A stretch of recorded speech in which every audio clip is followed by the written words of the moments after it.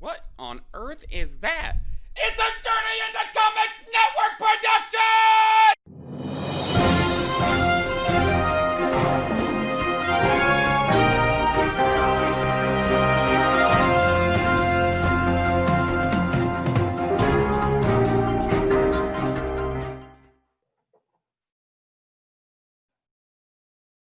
Ladies and gentlemen, welcome back. This is episode 75 of Puhr 360. I am your host, Andrew Porno. Thank you for joining me here on this post-debate coverage.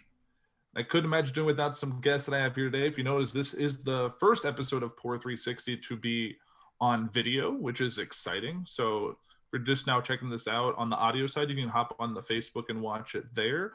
I am joined by guys that I've been podcasting with since I got into this whole game. So let's jump right in. At least the way I'm looking at it, right next to me is Dick Tyner. What's up? How are you doing today? I'm doing all right. How about yourself? Doing good. I like the heritage in your background. Thank you. Thank you. Under Dick, I have Nate. How are you doing, Nate? Bro, I'm very well. I'm excited to do the show today. Congratulations on reaching 75. It is definitely a milestone. And I'm glad to be a part of it with you. So yeah, fucking let's party. Let's do it. All right, Branden, you're right underneath me. How are you doing? Buddy, it's going. Congratulations on 75. That's a heck of a milestone to reach, especially when most podcasts, man, they don't make it nearly that long. And I'm excited to be here. This is like my second unofficial appearance on the show. I did like a Trump segment with you where That's right. Like when I did way back when, you know. Yes. Yeah, I remember that. You played Trump and I did an interview with you. It was so weird because it was like, you know, you had the questions and I just kind of recorded myself reacting to them. So then you had to record yourself like and then line them up. That was so much fun. It worked so well. I love that episode.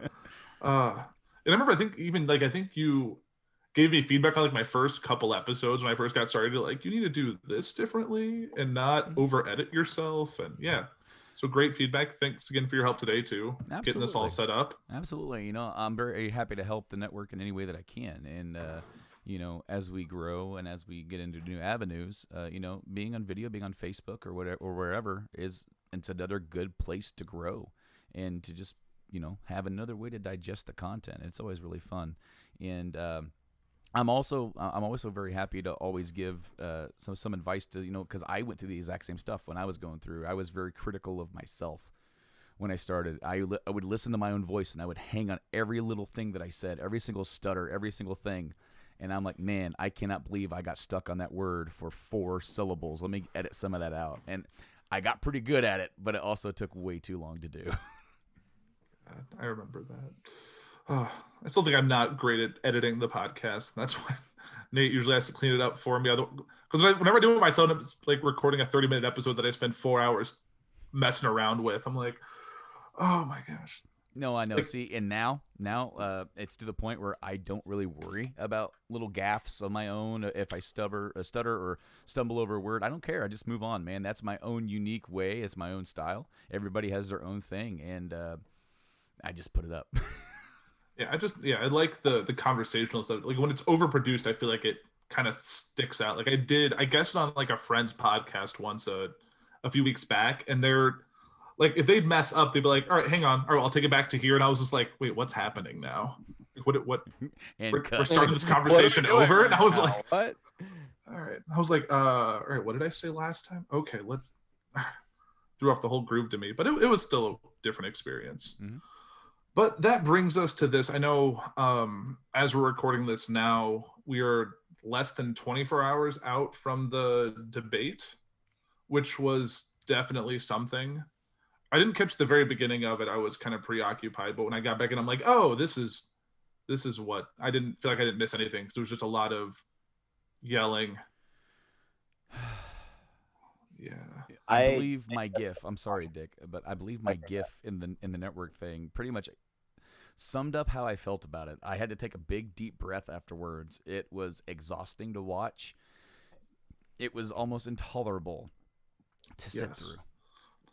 Yeah, I remember I saw someone post something that's like, I feel like Chris Wallace finally realizes how it is to like teach kindergartners on Zoom. Mm-hmm. I was like, yeah, Chris Wallace he was trying his best, but Chris man, Wallace it was like champ. herding cats up there. Yeah. I already knew Chris Wallace was a champ, but Well, damn. I mean, he's called out Trump to his face in interviews, yeah. and for him being from Fox News and at least able to have the backbone to be like, he has no problem doing it. right? And, I mean, even like I didn't even see him really go after Biden much at all. He didn't need to, honestly, but he was all over Trump. Like, dude, chill out. Hey, guys, chill out. Right. I mean, it was like, I feel like maybe a handful of questions that got asked got answered. Probably overall, it was all just pivot and then crosstalk and then like way out of left field responses. Like, I think I heard Hunter more than I heard anything else. I feel like during that debate. Oh yeah. That Yeah. was his like throwing it out, his proverbial trump card, as it were, because he feels like there's something still on the table. And sure, there might be drama with Hunter Biden, there might be Burisma questions and all that shit, but there's a time and a place. Right. And there was one pivotal moment in the debate that, like, as somebody, and I think, I don't remember who it was exactly, it might have been UAP that said this, but like when he brings up Beau Biden and Trump's just like, I don't know Beau, I know Hunter.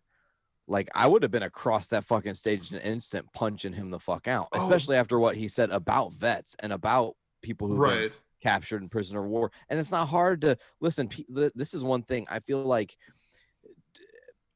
good. This is my like quick summary. Good on Biden for how he handled the debate, because what a fucking shit show, straight up. And that was even a quote that CNN said, it's a shit show. So my thing is, he had so much ammunition, he didn't know where to grab from, and he didn't even start to pull out any of the big guns. He didn't touch Ivanka Trump being implicated in the tax return thing. He didn't get into the whole impeachment saga. Like, he tried to stay focused, and he did his best to like bring a semblance of what a president could be especially under the circumstances. But he did get a little bit rattled, just didn't throw enough fire as he could have, I think. Right. And I think he said it really well to me. It's like, it's not about your family or my family. It's about your family talking to the audience. Or he was just, I don't think he threw any shade or tried to throw any of Trump's family in the dirt, despite him getting it constantly back about Hunter. Like, Hunter was Hillary's emails in this debate. It just was something that he kept bringing up because he thought it would rattle him. And I was like, oh my gosh, either kiss or punch each other. Like, what are you doing right now? Like, I don't, like, it just seemed to be like so much. Yeah. I actually just shared something that says Trump brings up Hunter Biden's cocaine use. Biden looks at the camera and says he's proud of his son who has overcome his drug addictions. So, so watching this thing, out of the gate, I thought Biden wasn't doing well. He was a little bit rattled from the whole shock and awe. And really, that's the one thing from this debate, knowing who Trump is, that he's going to come out swinging because, number one, he's down in almost every poll. He's even losing ground in states that he was holding like just a few weeks ago. And it's not that he won't possibly still win those states, but the fact that they are shifting even a little bit has to be worrisome, because then you have a campaign that's kind of running out of money and you have to fight for the states you shouldn't have to fight for. But coming out of the gate, I thought he was like, man, oh no, come on, dude, don't, you've been in the game for a long time, you know what to expect. And he seemed to do a little bit better as he went on. However, Trump's MO was to seemingly catch him and rattle him to get him to where he loses his focus. And it worked a couple different times. But there's also, I also noticed a strategy. They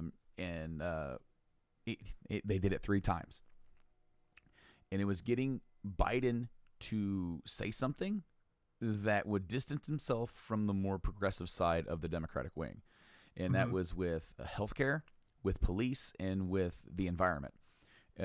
Notably, I think there was a 4th too, Black Lives Matter as well. Yeah, possibly. With everything in this thing, I caught these.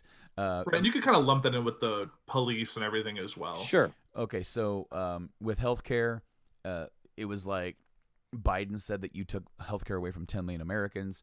Trump said that you're going to take private insurance away from 180 million, and basically attacking Biden kind of like he is like Medicare for all. Biden's like, no, I actually campaigned against Bernie, and not only did I beat him, I fucking annihilated him. Like the voters chose what they want. I had a thing, he had a thing, they chose me. I have this thing, it's not his thing. And then so Trump's like, so you lost the left. And then it goes to the police. You just lost the left. You just lost the left. And then he had to say that he backed police. And so he's like, I back the police, and I want to fund them more, just like you. You lost the left. You know, basically, your plan is the Green New Deal. It's not the Green New Deal. I don't support the Green New Deal. You lost the left. What the strategy was here is that they're trying to cause a rift and divide between the progressive side, or the Bernie bros, if you want to call them that, and Joe Biden. There was that last time in 2016 between the Bernie supporters and the Hillary supporters. Some of the supporters did vote for Clinton. Some of them went to third party. Some of them actually voted for Trump. I was just going to say some spitefully voted for Trump. But now, what happened to Bernie last time didn't happen this time. You know, after Super Tuesday, it was all Biden, and he just took it off with the race, and he won handily. You know, it got to a point where Bernie, he pretty much shut down his campaign to go focus on, you know, government stuff with the coronavirus, and rightfully so, because there was no real right path to victory for him, even at that point. So it's like, why am I wasting money and time and energy on this when I need to I have this other thing that's more important than that right now? But what they were trying to do is that number one, Trump's going into this down. He had to come out swinging, and he did. So he had to come out here and try to do something, because this isn't 4 years ago. The more progressive side of the left is more than likely, for the most part, joining with Biden. Why? Is it because they really support him and his ideas? No, it's because they have a common enemy now. There's 4 years of already existing standard for what we could have again, and it's these people. You know, it's that side of it that are like, yeah, okay, you know what, we're with you because we need to be. What's Trump trying to do is trying to drive a wedge there to get them not excited and to not show up, because the moment that there is less turnout for election day, it's in favor of Trump. Right. And I think we've seen, like, even the people you're trying to like drive wedge up, something like AOC with Bernie, like they both like tweeted out during or right after the debate, like, yeah, we're all aware of this. Yeah. Like, this isn't news to us. Yeah. Like, he's trying to cause drama where it's already been resolved. Like, it may not be perfect for all of them, but they're like, yeah, we're on the same page. We need to fix this before we can get to the next thing. Exactly. Exactly. Because the thing is that's where I was thinking about it, as if like they're trying this tactic because they need to do something. They had to do something here. And that was one, you know, that and bringing up the Hunter Biden thing to try and like jab on him. But I don't think it's going to work to the effect that he wants it to work at all. I think it's the same thing with all of the interrupted, because they wanted to get video clips of Biden stumbling, because they've been saying like, oh, he's low energy, he's not mentally fit for the job. But they can get enough videos of him stuttering, which we all know he has a stutter, or like losing a train of thought, then they think that shows that he is not fit for the job, and that they can just ram that home, even though Trump was arguably doing the same thing half the time with his own train of thought. Yeah. You know, I didn't hear Biden stutter nearly as much as I thought I would. I thought he performed extremely well. The only thing he repeated some words a couple of times, but I think that was just trying to make sure he was on that right track of like things that he had said previously. He would like say the same couple words and like, I did this, and then he would kind of go on to, but yeah, I thought he handled himself well and did seem like a polar opposite. Like the few times like he kind of lit up, like the shut up man was that big moment, like which I was saying halftime, I'm like, can you just let them finish talking? Yeah, Trump definitely came off like a petulant child leading up to that. Sorry, I had to go away for a second. I realized that about 20 minutes before I came in here to start the podcast, I put a Pepsi in the freezer so it would be cold. And I was like, oh shit, the clock is ticking, baby. So I got to go stop that from exploding and having a whole drama. Another day. What I will say is that Trump did have a good zinger. Whether or not you agree with it or not, it doesn't matter. It's still like, you know, Biden had a couple. He definitely had a couple of good zingers that he hit him with. but Trump had one as well, and it was one to be expected.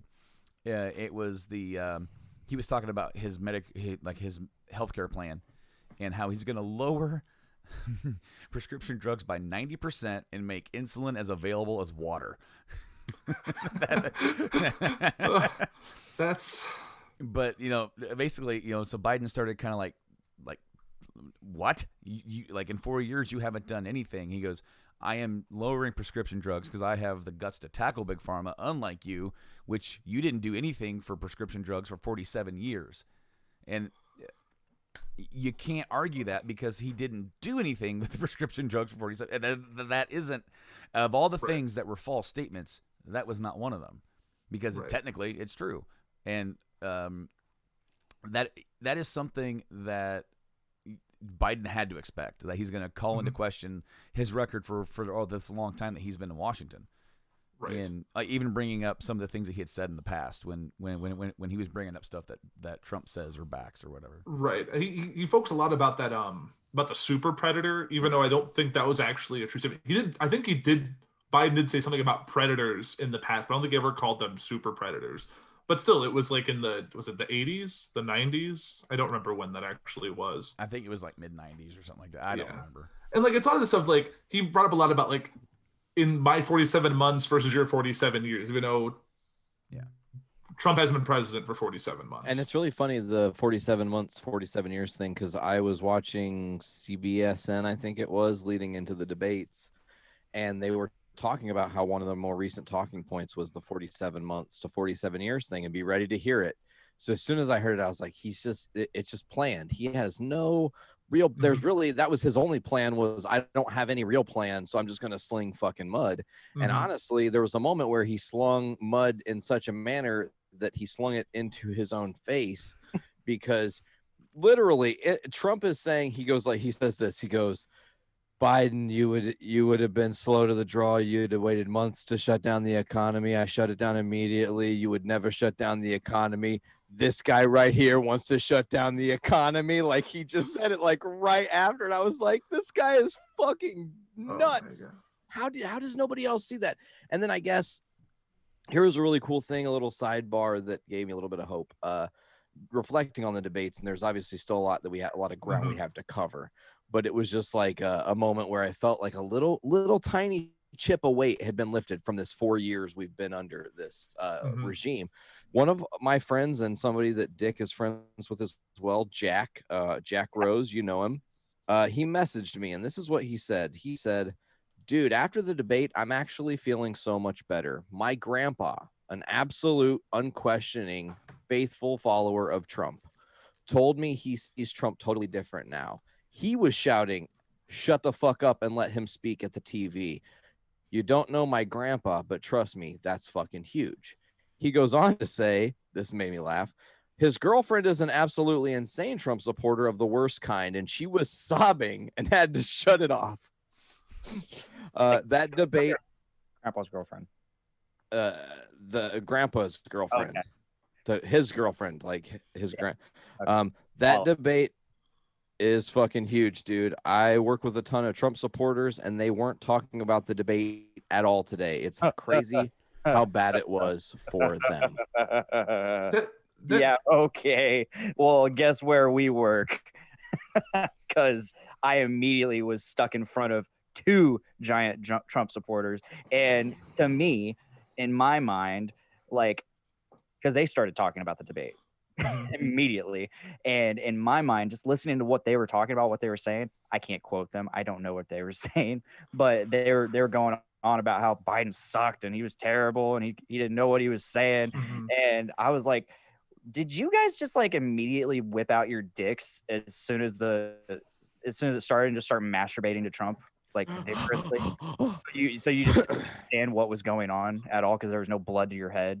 Not to say that they have anything down there that would take that much blood, but sorry for the graphic. Right. It's a little colorful for this show, but I get it. No, I think that another thing, there are a couple moments that our missed opportunities for Biden. He said some things that were off. He had gaffes. That happens. You know, he was trying to get his words. He fumbled a little bit. But again, like Brando said, once he got locked in, like about 35 minutes in, I was like, holy shit, he's on fire. Like, this is the Biden of old, and he is locked into something else. And he's trying to show the American people resolve and the ability to just like do your absolute best in this really crazy adverse situation. And Chris Wallace did a fantastic job. Just to say it again, he, as a moderator, did his best, yelling at times directly at Trump. And there were times where he was like, "You are not debating me, sir." And I was like, holy shit. Dude, let me ask my question before you answer it. I was like, yeah, that's... I've never wanted someone to have like shot collars on them and then have the moderator have like a buzzer. Just like, can you just stop like a freaking dog that's just barking out at a wall, but like just hit the button to like, all right, calm down. Sir, Mr. President, sir. And the fact that like, because isn't it, and you can correct me if I'm wrong, but isn't it decorum to refer to a former vice president as Mr. Vice President? Correct. Because Joe Biden always referred to Trump as Mr. President, and he always called him back Joe. Yeah. And I think that's just the same. I think it's just set him apart. Like, even though he should, the proper term is, but he's never going to give someone that much credit or their proper title. No Trump supporter out there is going to point that out. No one is going to point that out. I'm really glad that you brought that up, because it's just that just further drives the wedge between those two. Like, it couldn't. Right. No respect.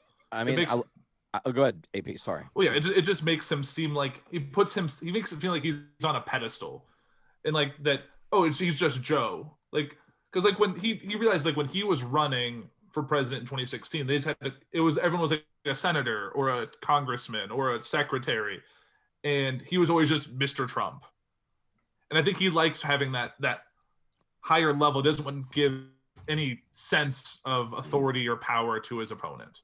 If he goes to prison after all this, do we have to refer to him as former President Trump? Like, does that change the game? How does that work? Doesn't change I don't think so. Because like Blagojevich, for example, is still Governor Blagojevich.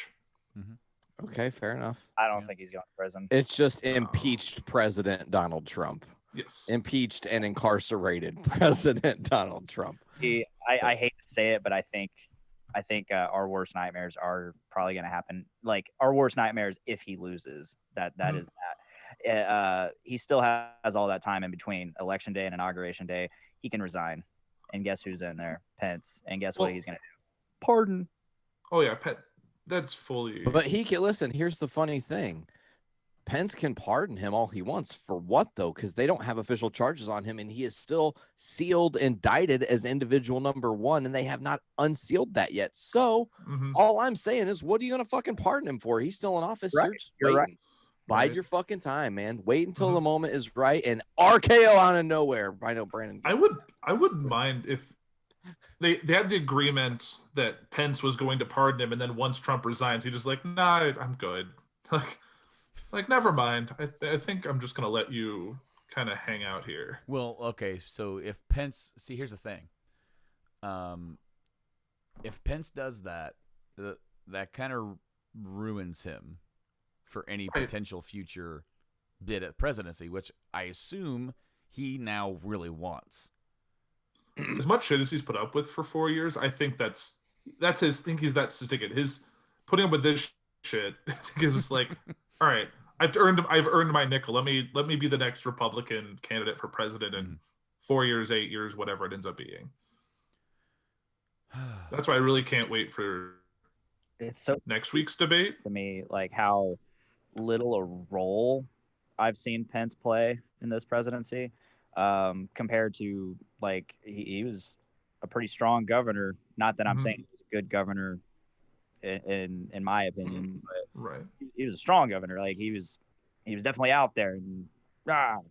But as vice president, I haven't seen much of him until the coronavirus task force and all that. Well, like, and I think the most I've seen is the bad lip reading of, and he just seems like a little henchman, you know? Right. Just like I I know he was the early on he was the tiebreaker on a lot of whatever the tie-breaking vote on confirming all these cabinet positions. And Kavanaugh. He was the and for Kavanaugh. He was just there to smooth things along. So, but here's the other thing, and this is something that we got to talk about if we're bringing Pence into this at all. And he's got a debate coming up, I think, like you said, AP. The 5th, I believe, which is I think like next that. Tuesday. Had a chance. But my thing is this: Monday. He is complicit in some of the stuff Trump did because he was in the room and he knows, and he could have stopped it. He could have said national security threat, you can't do that, but he didn't, making him complicit to the crimes, which still means the same thing. Sure, Trump loses in November and kicks and screams until January, and then the military marches in and removes him. The FBI uncovers and unseals all the documents, and we get to see this craziness unfold. Now, maybe that isn't exactly how it happens. Maybe there's I don't some think other military. I think it's the Secret Service themselves. You think they would personally march him out? Their job, Ooh. especially on Inauguration Day. Like, he's no longer president, therefore. Well, they do. Walk out, pack your bags. They do. During that, well, the reading I've done on this is that during inauguration, while both the incoming and outgoing president are at the Capitol, that White House is getting packed and stripped clean. It's a well orchestrated. I think got like 6 hours to get every personal item out of the White House and get it cleaned and reset and set up for the next guy. Is Trump even in the White House? Has he even made residence in there at all? Yeah. He lives there. Okay. Mm-hmm. I think he holed up there during some of the there all the time. But right.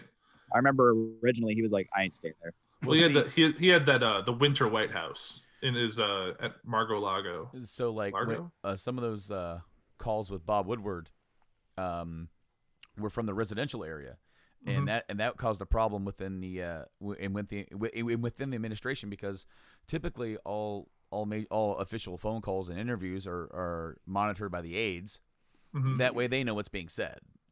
But he would call Bob after hours because he's chatty and hopped up on whatever Adderall or whatever. But well, his wife's gone to bed. He has nothing else to do. Well, she's probably in Trump Tower, to be honest with you.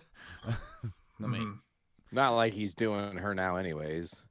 But So because he would call from the presidential office or area off hours, just hanging out watching TV and whatever. The aides don't know what all he said to Bob Woodward.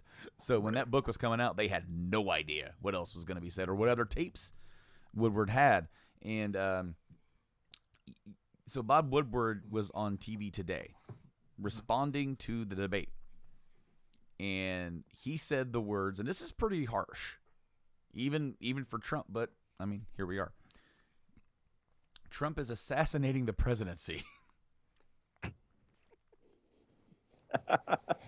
I mean, he's not wrong. I think the precedents that he's done will forever change the presidency. Like, what's been the norm that Trump has shirked off? You can't put that genie back in the bottle. Like, the stuff that he's gotten away with, it's like, oh, that's very unpresidential, but like, it still flew by the wayside. Any other future president can now just pull from that bag.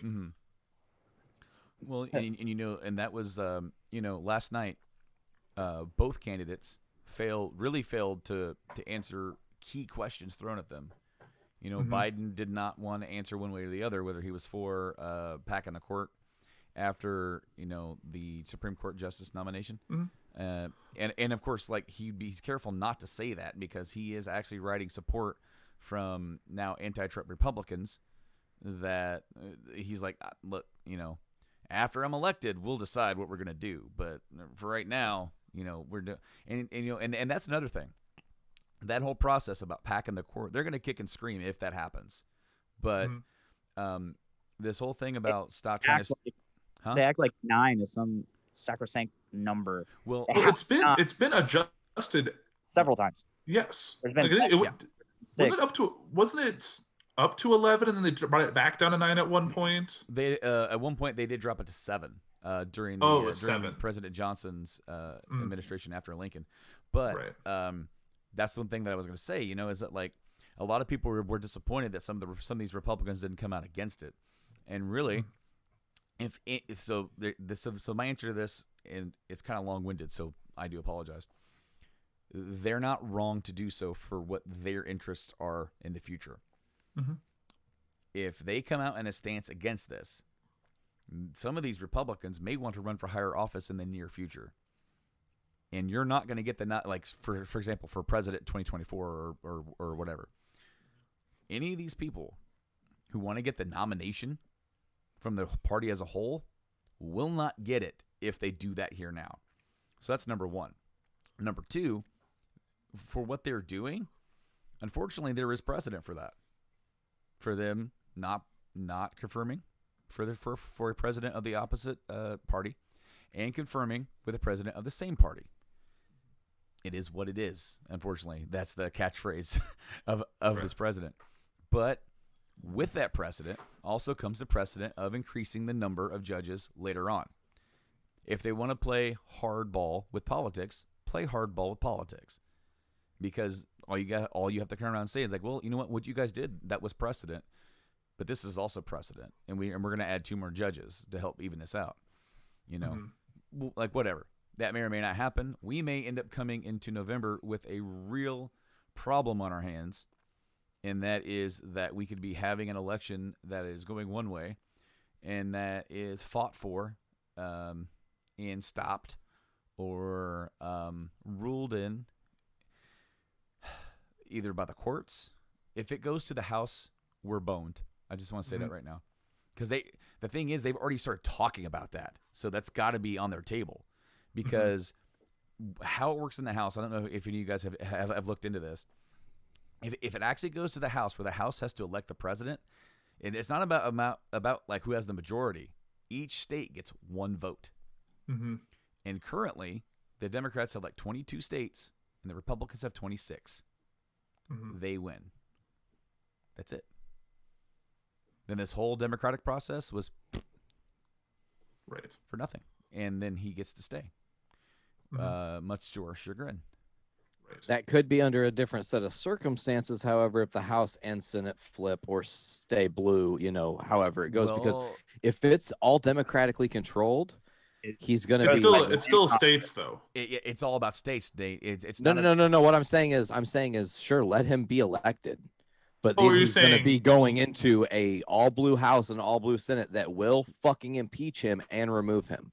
Oh, are you saying like just lame duck, so he can have 4 years of just crying at a wall, like not being able to. Sure, yeah. Like you're not going to pull any policies. You're not going to get to do shit. You're not going to spend money where we don't want you to. Well, and the thing is that more than likely that would not. Okay, so if the Democrats are able to flip the seats in the Senate, which is looking like they could possibly pick up and make it a tie 50-50, that means Pence is still a tiebreaker technically, so Republicans still have the majority there. They're going to be hard pressed to actually flip that to 51 in this cycle. If Trump does this whole trickery, expect that to change in 2022. Like there's going to be a lot. It's going to be like 2018 all over again, but maybe even bigger. So then after that, it would be like the last 2 years of the Obama presidency, where he just sat on his knuckles and didn't do much, and whatever he did get to do was either by executive order or the occasional working with the Republicans to get something done. But Trump is very picky and choosy about when, where, and how he works with the Democrats to get anything done. Only when it benefits him will he do it. So like he won't concede with that. It's like currently with the White House is actually working with the Democrats to get like the new stimulus package passed, because they want that passed. They want that check to go out saying Donald Trump, and the Democrats want that done because their constituents need help. They definitely do. People all across the country do need help and protection and everything else during this time. We're not better. A Wall Street, the numbers on Wall Street don't equate to a good economy. Unfortunately, that's not always the story. So they help each other, but the other Republicans in the House and in the Senate are like, no, we don't. That's too much money. We don't want to do that. The White House previously has also been that way, but they're also getting a little bit more desperate as they get closer. They want that last little feather in their cap going into the election. Like, we got this done. Like, they want to show like Donald Trump did this for you at the last minute just to make sure you guys were taken care of going into the fall. And remember, that's why that come November 3rd. Right. Yeah. if you're gonna die on the 4th, vote on the 3rd. You know. Like, I remember that. oh my gosh. But one thing, while we were talking about the judge and everything, Trump had that whole thing about how there was like 128 judges open, and one Supreme Court, and like when you're like, Obama didn't choose to leave those open. Like he was blocked at every turn by McConnell and everyone over there because he had no control. They wouldn't confirm any of his candidates. McConnell's losing his race, by the way. I just saw that today. Well, I saw him and Graham were both struggling right now. So that's, I mean, there could be a lot of change. Get him out. Kentucky. Yeah. Also, I want to say, like, just quickly in the interim while Brando's looking up this, we're in a situation where we really got to see last night what goes on in Trump's brain, because they didn't have a filter for him. And even his aides privately are like, that was a disaster. Worst thing that could have happened to us is that. Like, how do you lose a debate 101? Like, he is the exact example. Interrupt. You don't let your opponent speak. You don't have any thoughtful contributions to the conversation. You know, you don't bring any points or plans to the game. You just deflect and those kind of tactics, you know. But yeah, this is where we're at, man. This is exactly where we're at. Brando, what do we got there for that race? So in Kentucky, McConnell's killing her. Really? Yep. Destroying Yeah, her. I'm That's not strange because entirely surprised. Okay. She's really well funded right now because everyone's been throwing money at her, but it's a hard fight. Okay, so the most recent poll was added on the 24th, and they're both B- pollsters, Data for Progress, and they both have McConnell up between likely voters by 7 points.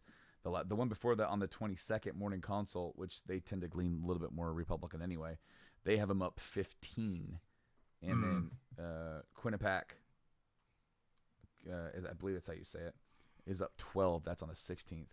And then that's South Carolina. South Carolina has been tightening up. The last poll out today has them dead even. I did see. On the 27th, they have Harrison up 2 among likely voters among one pollster, and another one has Graham up 1 even as we go back through. So yeah, no, that race is tightening up. It would not surprise me at all to see Graham barely hold on to that. Simply because, I mean, he is the incumbent there. And while Harrison is doing a damn good job, it could end up being very similar to like Ted Cruz and Beto O'Rourke, where that's what I was just it's pretty mentioning. tight, but in the end of the day, it's going to be the guy who's like kind of the hometown favorite who's always kind of been there. Right. But no, between those two, South Carolina is moving into that, hey, you know, this could be a surprise flip. McConnell's not going anywhere. He's not. He is not losing that state, not unless something very drastic happens in the very last seconds here. He has been leading there since the beginning. Even though, as you said, AP, she's outperforming him in funding. It's at the end of the day, he's just too ingrained. Right, you can't buy votes. No, in that area. Hope he has a stroke. Or falls again because he fell and broke his shoulder. Right? I watched him fall going up to a stage or whatever. He falls awfully. Like, yeah, he falls like that. Didn't he like fall forward? Yes. He's a turtle. Oh my gosh. He's a turtle. But, yeah, speaking of voting, are you guys all voting in person, or are you guys voting doing the mail-in or any of that? in person. Mail. You're doing the mail? Are you putting it in the mail, or are you dropping it off at the I'll drop it off at official polling. Yeah. Okay. Yeah, I'm planning to vote in person, but I always vote pretty early, so I usually don't have to deal with anyone. Hey, we are going to, one of us is going to go early and the other one's going to go probably day of, just so that way we don't have to swap out and sit in the car with the kids. Good call. But our polling area is literally right here in town. It's not that, it's typically not that busy. So right, like mine's my local library. That's literally, I could probably walk there in about a half hour. So it's pretty close. I went to there's a little town like right beside Subaru. It's called Dayton, and I just went there and for primary. That was my first time voting ever. So, but it was empty, and I ran into John Tyler Christopher as I was walking out. Nice. I was like, "Hey!" And I recognized him through the mask and all that. I know there's a lot more people that are voting this year that haven't voted previously. People that are our age, older, are like now is like I I feel like I need to have a say in this. Like, I'm not just gonna, because most people, like, especially like in Illinois, we always go Democratic. Like, that's when it comes to president. And half the time people, when it's a presidential issue, they'll president, leave everything else blank, turn the ballot in, and walk out. Like, they could care less about the downstate stuff. So like, there's not even enough data for polls in Illinois. There's only one poll, and it was done on the 28th, and Biden's up 13. Oh yeah, like it's not going to be a question, especially Indiana. That's even funnier. Trump is up 14.2. Fucking Indiana. Which way to go, Nate. Yeah, Nate. With the points, thanks. It's my fault. But all Nate's votes. In Texas, Trump is up 1.1 or 1.9. That's crazy. In where? Texas. That's crazy.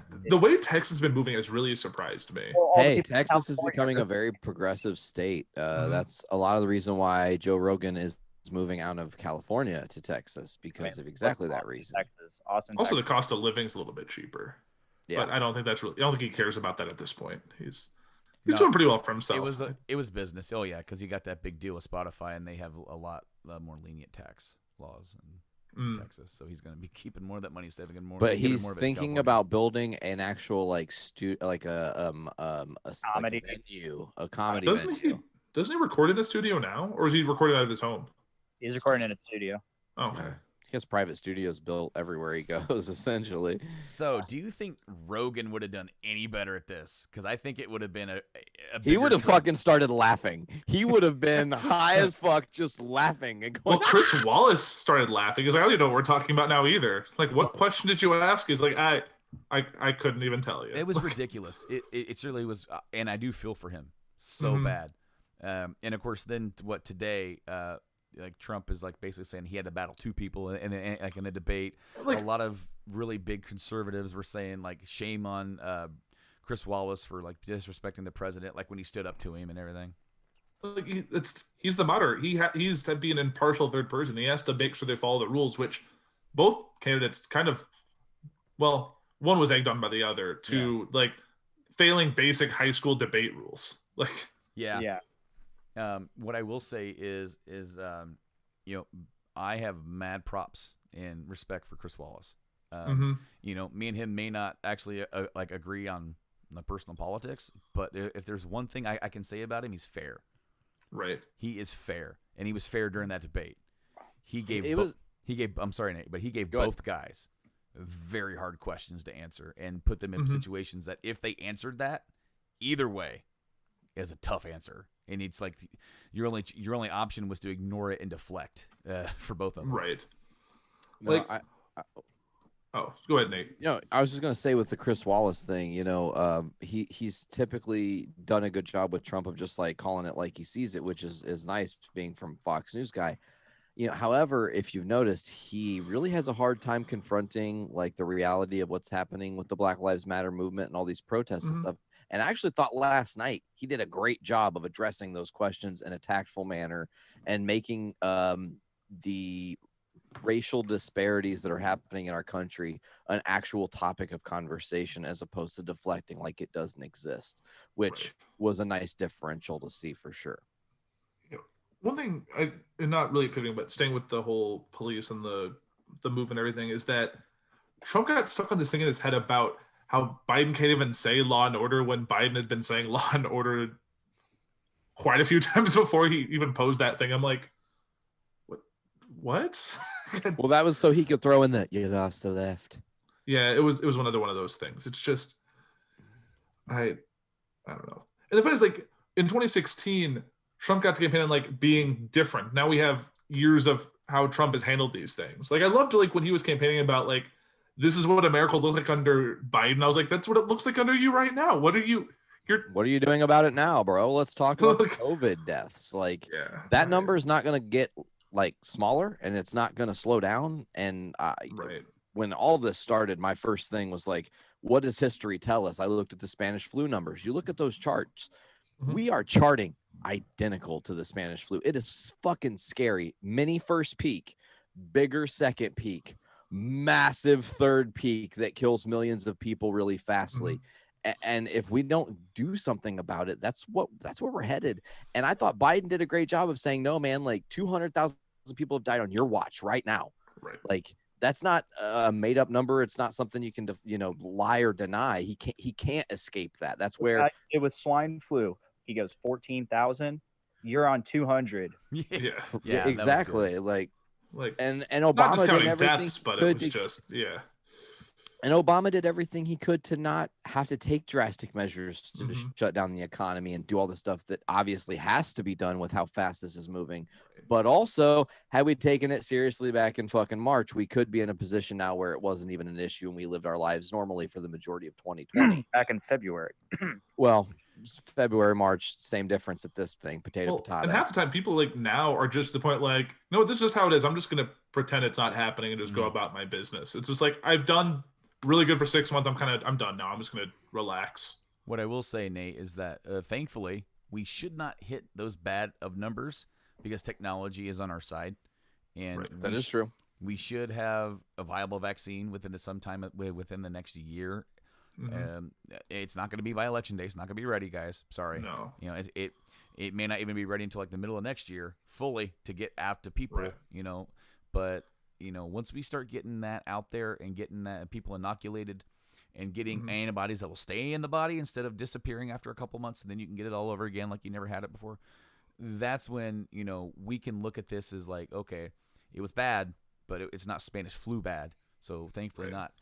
Really quickly, did you guys hear the big conspiracy theory about him wearing a wire, him being Biden? About Biden wearing a wire? I saw some videos. Yes. I did It not. was all over Twitter first thing this morning, and James Woods, he's like, Of course. there it is, big old Trumper himself. But Well, I saw something about Trump having like this thing, like a patch, like under his hair Yep. that had like a little, like it was like a one of those. It's not an earpiece, but it's still Isn't it? transmitting sound. It's Yep. the one that like vibrates on your. Yeah. so, yeah, I saw pictures of that. So there was something. Shock collar. Shock collar. Call it I a day. wish. Yeah. Right. But there was something. Biden. They zoomed in on Biden. He was like doing this, and then there was like a little kind of like this, like a little headphone wire. And I don't think it was anything well, from his ear. okay, or anything no, there was nothing in his ears, but they were all over on Twitter. And then of course, Twitter does what it does, and then other people started doing it using that hashtag to troll. So Well, could it have been a necklace? Well, actually, I looked it up because I wanted to see if anything had been said about it before I brought it up. And actually, the Associated Press does confirm he did not wear a wire. Several social media posts claim that the images showed Biden wearing a wire on his chest, when in fact, it was a crease in his shirt, PolitiFact confirms. Other posts claim that Biden was wearing a wire in his sleeve, when in fact, he wore a rosary for his dead son. Mm-hmm. And yeah, so no wire there. There, I heard people at work talking about it. And go, right there, look at it right there. He goes, well, that sounds about right. Yeah. Speaking of the rosary thing, Gullible right. right? Speaking of the rosary, I want to touch on this for a Dude, they're minute. so bad. They're so bad. What? The gullible right is so bad. Oh, Yeah, gotcha. where we work, there's a lot of them because we're right in the dead heat of the blue collar Indiana guys, and Right. Should recall it. Call it red collar. Oh gosh. yeah, it will, and it's bad. Let me just say that because, see, here's the thing, and I tried to Here's stay the true deal. to this. Here's the deal. Here's the deal. Now, I try to stay true to this. I try to be open-minded when I'm talking to people to see what their view is, and give them mine. And I'm not going to change their mind, and they're not going to change mine. That's the end of it. Yeah. What's funny is that when I start talking to some people, and I've noticed this, including one of the same people that Blaine was talking about, they don't say anything. They stop. I don't know if they don't know what to say. I don't know if they're just less educated, if Fox News hasn't told them this part yet, or anything like that.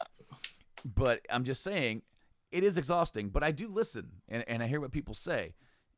And there was actually one conversation I heard that kind of surprised me, where one person said Biden did pretty good because he showed up, and that he didn't mess up like they thought they were going to, In fact, if Trump would have stopped talking over him so much, maybe it would have given him a chance to mess up a little bit, and he would have come out a little worse for it. I could see that because Trump was trying to he's trying to belittle Biden's performance going into this debate, saying like he's not mentally fit, he should be tested for like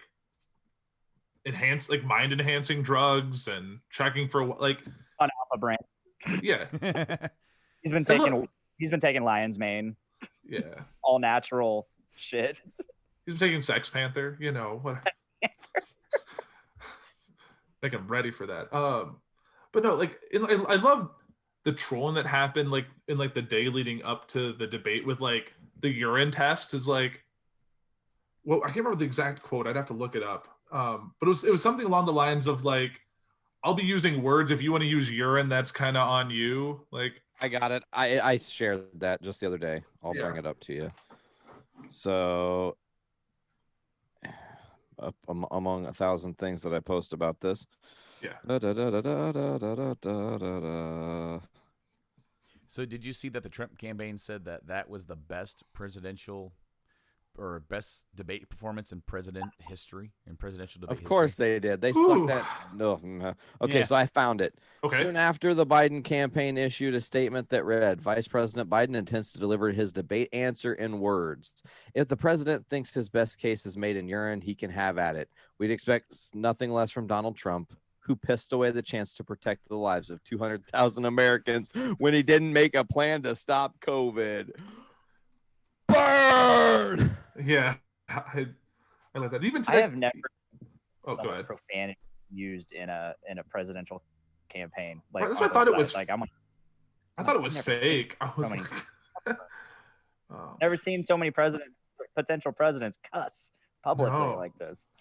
Yeah, I just love like he's like, oh, I got my wire and I got my my performance enhancing drugs. And it was just his headphones and some ice cream. I was like, all right, let's. Which sparked a whole conversation about ice cream. Oh yeah, that was In that our conversation we chat. had the other day. I was just like, what is this like a special East Coast ice cream? Like, no, it's just here. Like, okay, cool. But yeah, that debate, I still We haven't even got into the fact. I mean, like, we're talking about the debate. That's the big focus because of the episode. Right. We got a whole fucking dissertation on Trump's taxes that I think is game changing. Mhm. I think that it calls into question a lot of, Michael Cohen said this is the beginning of the end for President Trump. And it really is, because he has now been caught in both of his lies, which are, my businesses are doing great, to, tell people that they're doing great, but also in my taxes, my businesses are doing terrible, and lying in both things. You're now caught in a double lie. And guess what? There are laws for businesses legally that put you in binding situations. Right. So You just we're left. well, I guess I must have lost the left. Yeah. Train of our existence lost the left. Right, because he was inflating his stuff to get more money, and then saying he had no money to get the tax break. So it was like, you can't, because they say like he has like $400 million like due in the next 4 years, 421 million, yes. plus what he owes to other countries. Like he owed $750 in taxes to the U.S., but like thousands and thousands of dollars to other countries. Like it's like Panama and I don't know, he had a bunch of. I don't have the full list here. Basically, that whole debate basically wiped the whole tax thing from my memory for some reason. It was like someone screamed at me for an hour and a half. Like, Why would you give someone security clearance that owes money to other countries? that does, because it does really, yeah. That just like it puts him beholden to other people. Like, who's ever gonna bail him out? Like Russia. I think this was the best summary of the New York Times story. It says Trump got a bunch of money from his daddy. He lost it all, but then he got paid hundreds of millions of dollars to play a billionaire on TV. He tried to use that money to become a real billionaire, but he lost it all again. Now he's starting over, but we're his daddy. Yeah. Well, I remember someone was talking about this, that Trump never intended to win. He did all of this to revitalize his brand, to get more money or another shot, or start the next thing to like revitalize himself to make him more money. Like he never wanted to win. Didn't want him to win either. Yeah. You mean you mean Trump Media? Yes, his news network. Yes. And do you know who he was going to start that with? No. Alex Jones. I mean, he'd probably have his own show on there. I mean, let's be honest. And him and Bannon? Hannity would be like primetime television over there. No, so the guy that brought him in for The Apprentice, I cannot remember his name right now. I do apologize. He was the head of the NBC network. Well, he is now the head of CNN. And during the 2016 election, he had spoken to Michael Cohen about helping Trump win the CNN-based debate and about what they would do after the election, about his brand and going forward potentially. This is all what I've heard. So I know. And well, now they don't really see eye to eye because the dude doesn't control everything the CNN guys say, and they're not groveling to Trump. So it's a little bit different. But that was literally the plan, to not win, have a grievance, and have a viable, different, launch a media empire. That was going to create his new money source. And what's awesome is that just yesterday, which is now going to be forgotten, shoveled under yesterday as we record this, the day of the debate, The Atlantic magazine posted out a new article saying that he was disparaging people of Christian faith, just like he did with the soldiers. But one of the things he was enamored by was Joel Osteen's media empire and how these guys make all this money and it's all tax free. And it's like they're shysters, they're like swindlers, and it's what he's like. He thought it was great, and so that added into what I already knew before, even during the last election, that he was just doing it to up his brand, because he was literally broke when he got hired for The Apprentice. He was on the ropes again, and that helped revitalize him.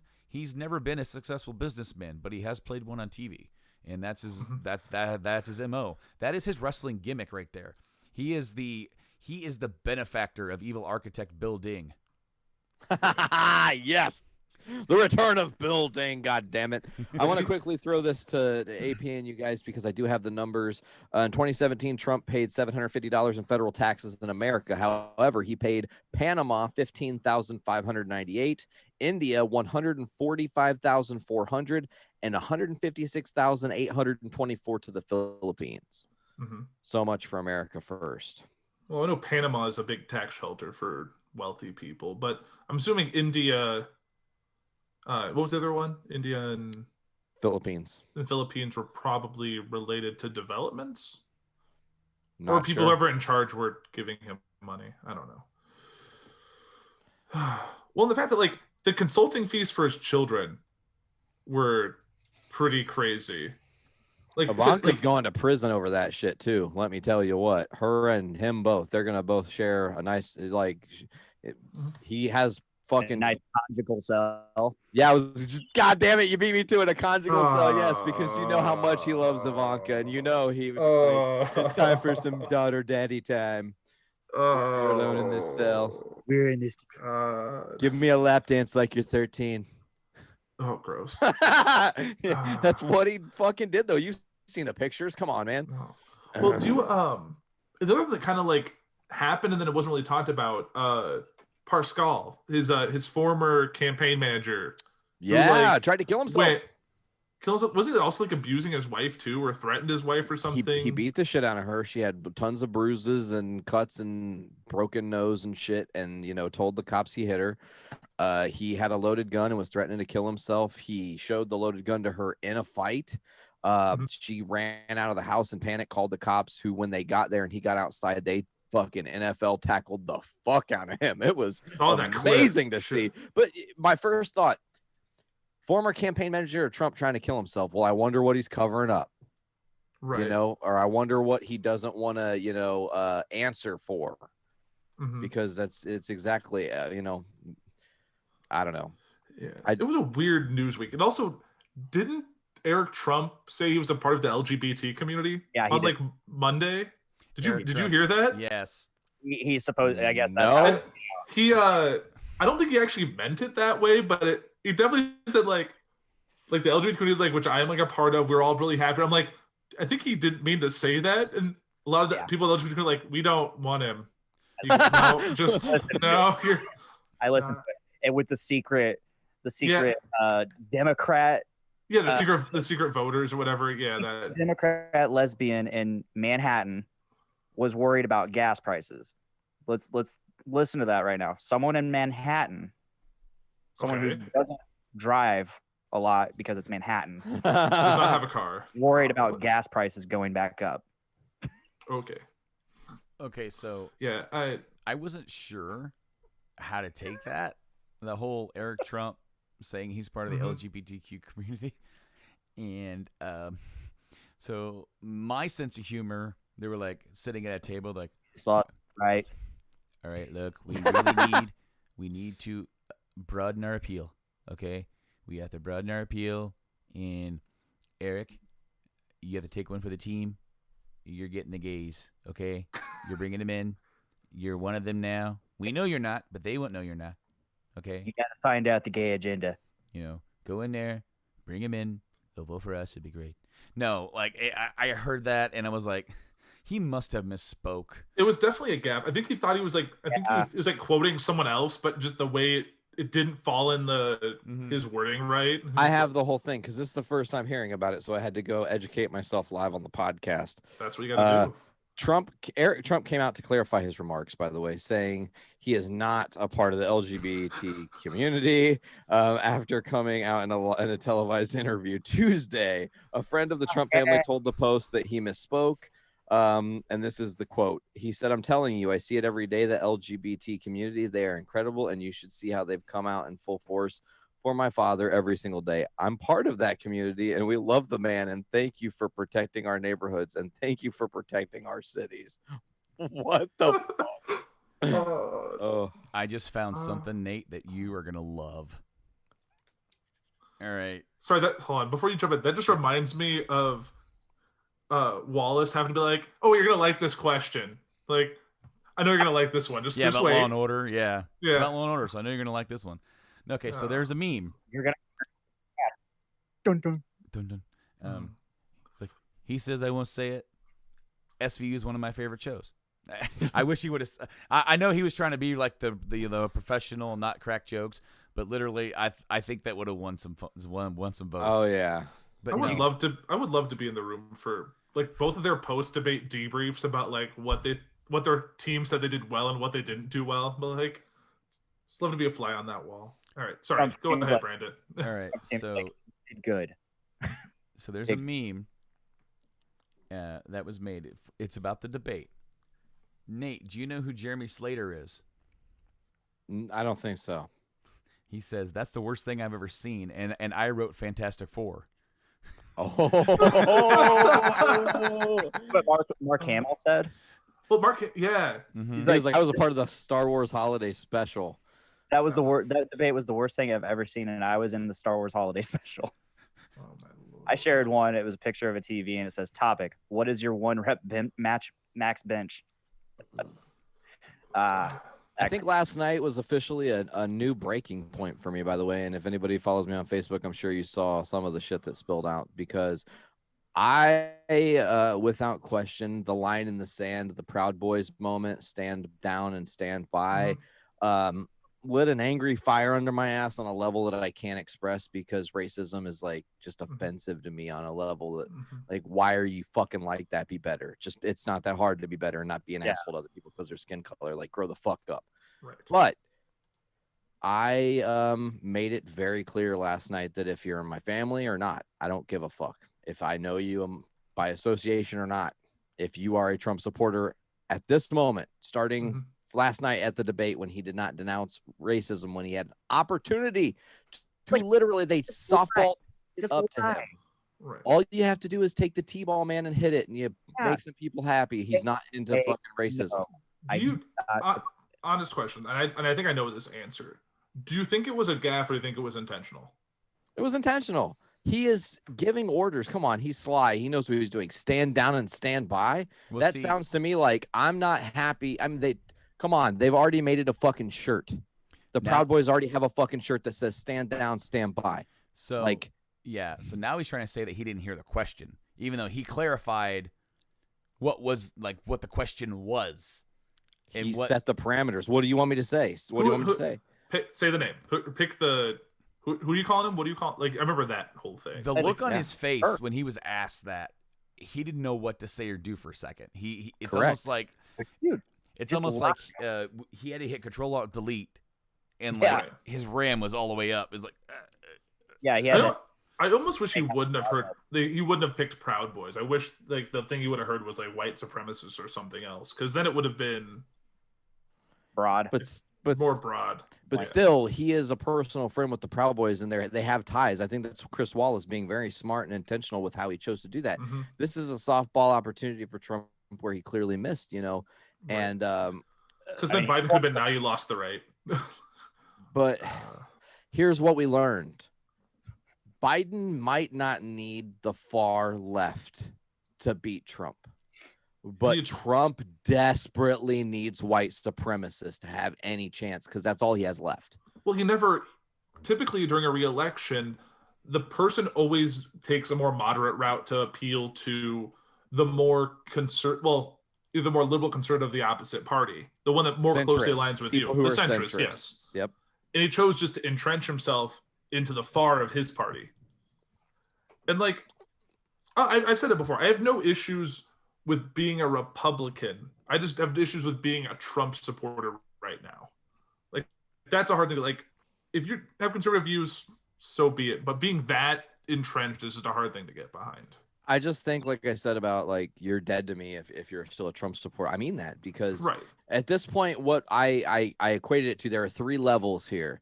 You have the members of the Westboro Baptist Church, members of Scientology, and now Trump supporters, and they all have Mhm. one thing in common: they're in a fucking cult, and they cannot see out of it, and they have literally no hope. And Mhm. the only way to get out of that darkness is to see everybody that you love and trust fall away from you because you're fucking crazy.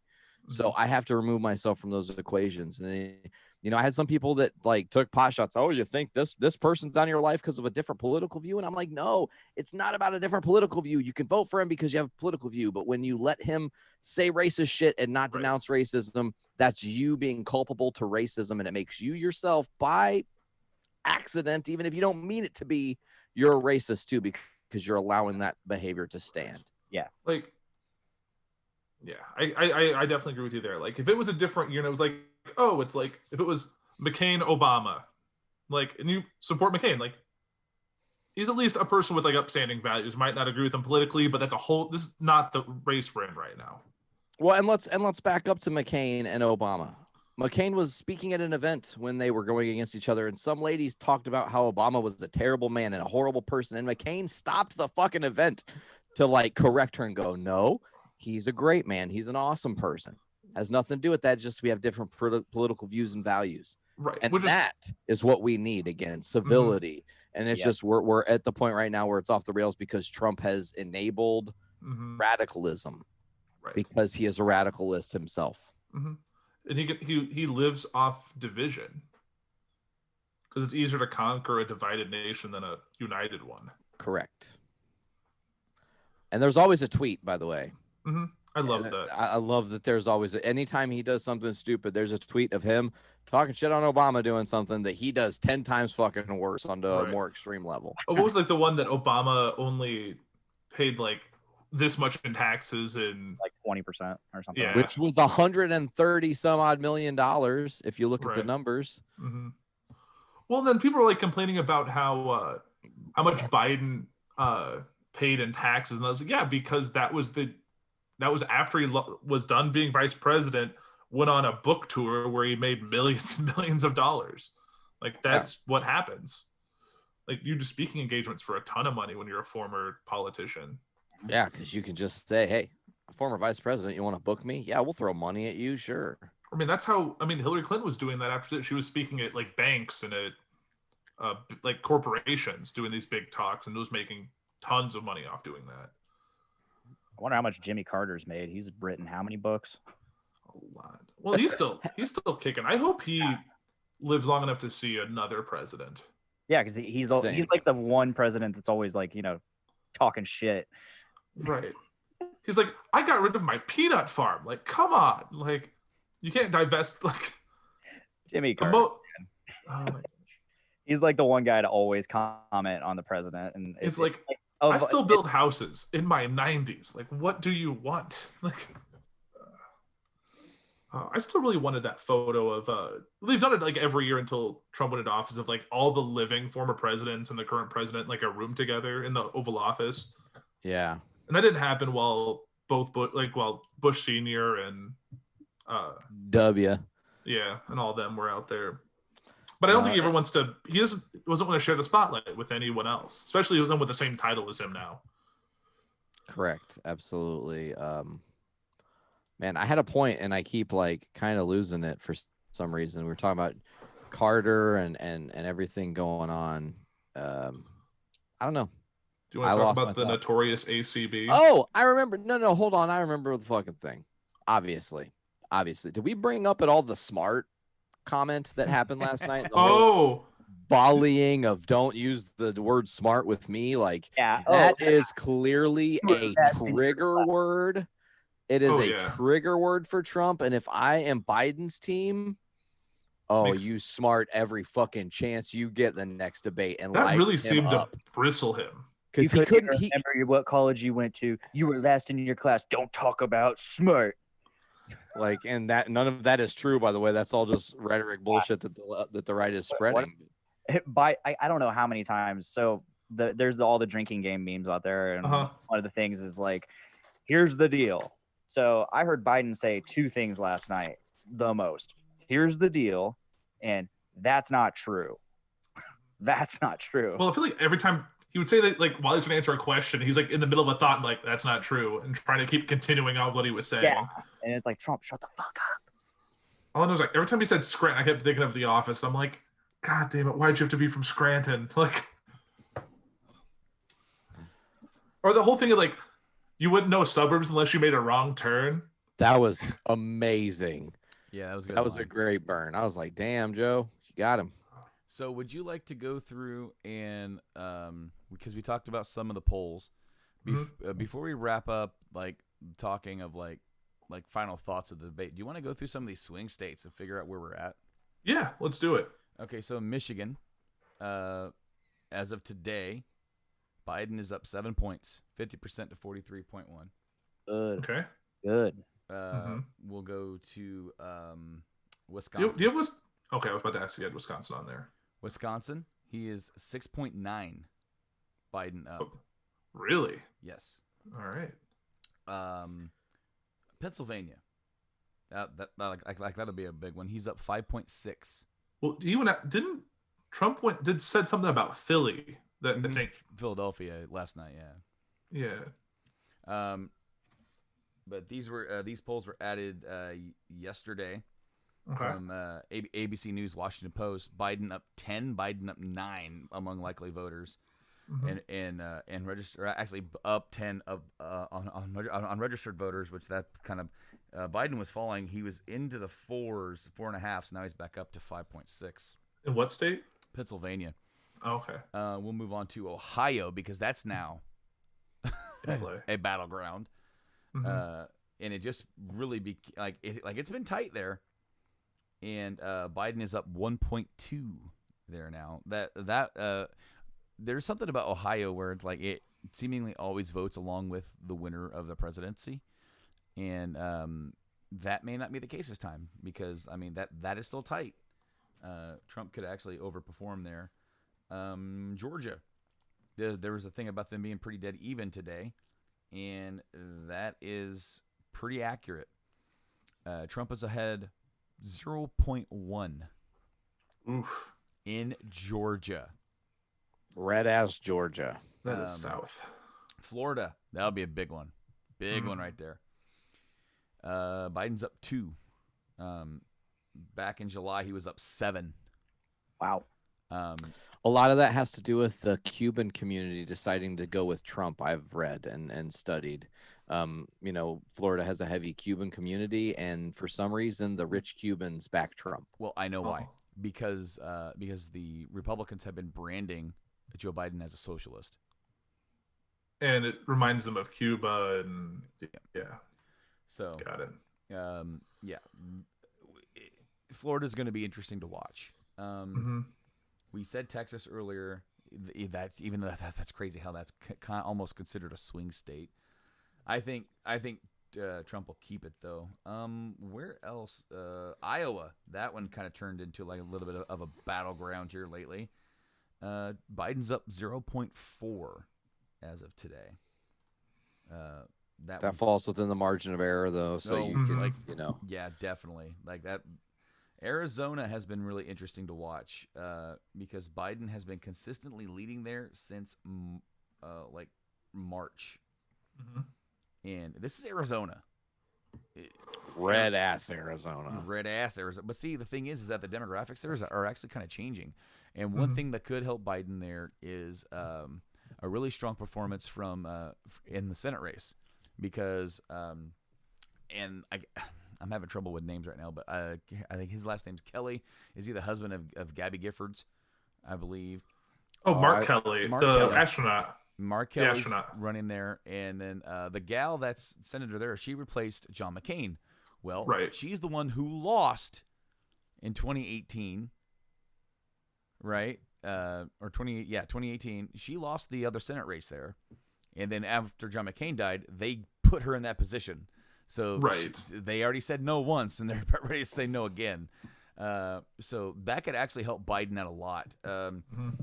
On current polls, Biden up 1, Trump up 1. There was one poll that said Biden up 11, but there's a lot of Bidens there and lesser Trumps. Is there where Trump is up a lot? Besides, I mean, like in a swing state, or just like in a normal in a swing state. Not in a swing state, and Trump is underperforming in every single swing state. I know, especially a lot of the ones he won in 16. Yes, and a lot of the ones he won in 16 flipped from Obama states. Yes. Especially your Wisconsins and your Michigans. Yeah. Right. Okay. So Wisconsin, Winsigan, really? Winsigan? Michigan made me wince again. But Wisconsin, Michigan, and Pennsylvania all flipped in the Rust Belt. The only one that didn't, Minnesota. In Minnesota, Trump was hopeful because he actually closed the gap there a little bit, but still lost. Isn't he there now, or was there earlier today? He was there. Biden's leading by 9 in Minnesota. That's probably why he went back to Minnesota. Wow, that's surprising, actually. He's been ahead almost. It actually tightened up a little bit in September, where he was only up 5. Now he's up 9. Nevada is one thing that the Republicans have been trying to win, and Biden's up 6.6. Now, granted, a lot of these polls don't really factor in the first debate. We're looking at stuff. We'll see that on the other side of next week, probably. Yeah. In the next couple of days, more polls that will come out. And have you guys seen who the moderators are for the next 2 debates? No.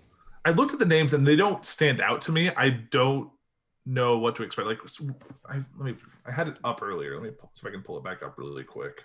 Probably not going to handle it nearly as well as Chris Wallace. Well, and I saw that they are the committee for the presidential debates is tightening the rules, and they're also going to enforce mic cutting. And they might also, I don't know what they're going to listen. The hardest part about the cutting of the mics is sure that helps the audience listening. But if you're on that stage, you're still going to hear fucking Trump yapping. Right. So there's got to be another solution. What's up? So I have them here. Good. The next debate is on October 7th. That is the vice presidential debate. Right. And that's going to be hosted by USA Today's Washington's bureau chief, Susan Page. On October 15th, the second presidential debate, I believe, is that usually the town hall? Yeah, it's this town meeting on the one I'm looking at. Okay, that's going to be Steve Scully, who is the political editor at C-SPAN. And then the third one is on October 22nd, and it is moderated by Kristen Welker, NBC News White House correspondent and co-anchor of Weekend Today. She's only the second black woman to serve as sole moderator of a presidential debate. So that's something. Yeah, that could have some really interesting implications with how Trump treats women and people of color both exclusively. That's going to be held in Nashville. Yeah, Miami and Nashville, the next 2 debate spots. And oh man, there's so many like questions and things coming into this. I'm curious of that town hall. That's going to be interesting. The town hall, they're going to be answering. Wait, how are they going to do the questions. town hall with the COVID environment of having to have a lot fewer people in that room? Well, they'll probably just limit the or do tickets, you think they'll do video town hall? They like could. queued up. They could do queued up people. But the thing is, you want to have the face-to-face interaction, That's especially true. with how we've seen. I mean, was it like a month or so ago? Trump talked over some lady and was really shitty to her, and she said, "Mr. President, let me finish my thought." Like we've just seen him do with the debates here. So, I don't feel hopeful. Like I want to feel hopeful, but at the same time, in 2016, when I felt quasi hopeful that we were going to pull ahead and survive all this, we clearly did not cross that hurdle very well. So I'm cautiously optimistic with where we're at. Especially seeing the polls and how they are. What other big major events in Trump's taxes? Because the New York Times has more information they have not yet released that are going to be stories that drop during all this. I mean, is it kind of quote unquote shitty tactics that they're waiting till right now? Sure. Well, do you think they're going to? Who cares? Trump. We need it. Do you think there's going to be an equivalent to the Comey letter that we're going to see at like the 11th hour of the election? I feel like there's probably worse, and I feel like it is possible. And I don't quote me on this, but what if a Trump Putin tape exists? I mean, that would literally end his bid as presidency if he was disparaging stupid Americans for voting for him, right? And his translator yapping off in Russian or whatever, or a transcript of that would be, just as good. The only thing is, they need it. If it's a transcript, it's hard. It needs to be audio because audio is harder to disprove. Just like Woodward. Yep. Yeah, with Woodward tapes. Well, and speaking of this, because we know right away, like they mentioned on the debate, we know it's going to be, there's not going to be a clear-cut winner on election day. It's going to be maybe a lot of states opening up, a lot of states offering to do in-person voting, a lot of people early voting. Maybe it's unlikely though, Nate, because I'm sorry, AP, the states that are going to close and actually be called on election night are going to be more of the Republican states. Now, some of those states could still go in favor of Biden giving certain polling. It's not 100% a likability. What more than likely is going to happen is that some of these states that are going to be hinging on the mail-in vote, and primarily because a lot more Democratic votes are going into mail-in. That could be a fight because Trump could try to stop the election on election night. After election night, it's over. No more counting. And then he's going to declare victory and say we're done, and then it goes to the Supreme Court. They could rule it right there. We're done counting. Yeah, especially if he gets his nominee in before. That's was that 6-3? And then the election's over.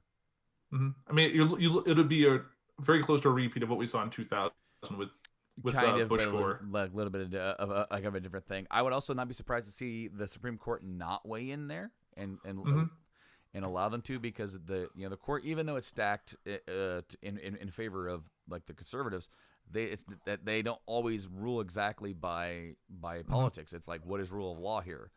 And also, what's the best recourse? And they could say that they need to count every. They might say like we need to count all absentee ballots, and then bring in that independent counting body to do it. Well, and the Supreme Court in this moment is literally the linchpin of civil war. If they choose to just say, nope, we're not counting, he wins. There were literal protests when Trump won the first election. We are now in civil unrest because of what he has drove us to. Civil unrest coupled with an illegitimate win from a president we don't want. This country will tear itself apart. And that is not a prediction. It's a guarantee. And I hate to be negative, but that's what's coming. If he tries to hold on to something we know he didn't win. Right. It needs to be people would die. It needs to be a clear victory for anything to be said. No, I agree. No, and see, the thing is that the military would follow command. They would. Well, to a point, though. He's the commander in chief. They are the military. They're the military. We have to expect them to. If the law, if we determine that it's fraudulent. But still, as commander-in-chief, he does control the military. Like, it's a scary proposition, but it's within his right to do so. Mm-hmm. And that's the scariest part about it, is that any sort of uprising would instantly be quelled because he would deem it an emergency situation enough to take action. And then it would be quelled, and then things would settle down. Do you think that an American military, I don't care if they're under Trump's, fucking rule, do you really think an American military is going to fire on American civilians for protesting? Oh, I don't think they... Well... My hope is no. The sad reality is that if they're... we've already seen things that what they're capable of by having the National Guard march down the street shooting tear gas at people standing on their porches. Mm-hmm. And we saw what they did in the DC. Yeah, and that was for a freaking photo op. Mm-hmm. So I mean, we saw what they were doing in Portland with like picking up people in unmarked vehicles and driving them away, trying to charge them with nothing. Mm-hmm. Like, I don't think we've fully seen what he is capable of. If the violence is as bad as what I think it would be, if the situation plays out like that, and there's that much unrest, he will unleash the military, no question, because he will have, in his mind, have a mandate to do so.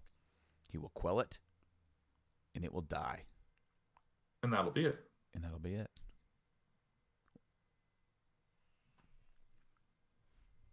Man, that was just a Tony Stark moment that just like depressed the shit out of me. Like, that's episode 75. Good night, everybody. I don't mean to take the wind out of the sails or anything. No, we're not there. We're not there yet. But it's something to keep in the back of your mind that is a definite scare and reality. Because as we get closer, there's going to be some shenanigans pulled. I hope it doesn't get there.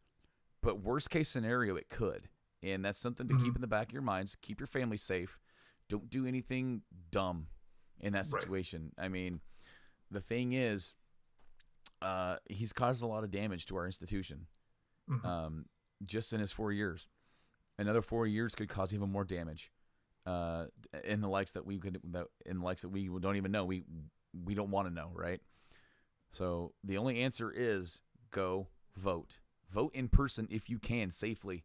That will make it even more so to where more votes are counted against him. Yeah. The voter suppression is really rough in a lot of states, which is something that we've got to deal with. But there are people that are still like, I know that Virginia started voting early and there were lines, like fucking days long lines. Wasn't there also these poll watchers, these people are just like waiting on the edge, with, even though they're breaking, well, they might be on the very edge of what's legal in terms of political affiliations at a polling place. Police were called when nothing was done, so. I mean, I've walked to the poll before and someone tried to get me, like outside the door, tried to hand me some PR stuff about one of their candidates. I'm like, this isn't allowed. And I just walked in. Like, that was for like a low level. Yeah. But someone tries to get me to vote Trump, I'm going to tell them to eat shit. I'm really eat some shit and I'll think about it right now. I'll think about it. And they just go, and you go, well, I guess. Nope. I thought about it. I'm still not voting for the fuck. Technicalities. I told you I'd think about it and say I'd give it to you. Oh, guys. Well, you know what? This has been fun. But before we get out of here, we've had fun talking about the debate and all this other stuff and ramifications. Ultimately, because both parties have declared victory with the debate. One by one, let's go down. Who do you think won the debate? Blaine, go with you first, man. Honestly, it's a really tough thing to actually decide if there was a winner because nobody really got any good talking points out. But in terms of pure maturity, I would go with Biden. He handled himself very well. He never got angry. He didn't fall for hardly any of Trump's bullshit. Meanwhile, Trump was on his bullshit the whole time, not nonstop. Like there was no chill about Donald J. Trump. So if anything, the real victor is Chris Wallace. No doubt. Chris Wallace 2024. No. Okay. Nate, what do you got? Like, who do you think came out of this? I'm going to echo Blaine's sentiment in saying I don't think it's easy to choose a winner. Not to say I would ever choose Trump to win anything because fuck Trump. But what I'm saying is this. I expected there to be a lot more dirt for people to throw after the debate at Joe Biden. And instead of there being a lot of dirt people are throwing at Joe Biden, I'm seeing a lot of people like, wow, he fucking slayed in comparison because he was poised. He was compassionate. He kept his calm. He tried to maintain talking points. He had some semblance of a plan. It might have been 12% of a plan, but it's still better than no plan. You know, like 30% is still fucking 30%. I'm just saying. But to me, Biden being able to separate himself and wow, my phone's deciding to talk. That's cool. But my like Biden's ability to separate himself from Trump and to show up and show as a former leader of our nation and go, oh, that's like, it was like a fucking nice sip of lemonade on a hot summer day. Like you're just like, oh, I needed that. I needed to be reminded of what we can be when we're put in a situation to be bandied together. And in another timeline, COVID-19 would have driven our nation together more close. I know we're supposed to social distance, so that doesn't really make sense. But in another situation, you know, we're looking at 9/11, we would have all come together and been better for this. And now we're tearing each other apart at the hands of a madman.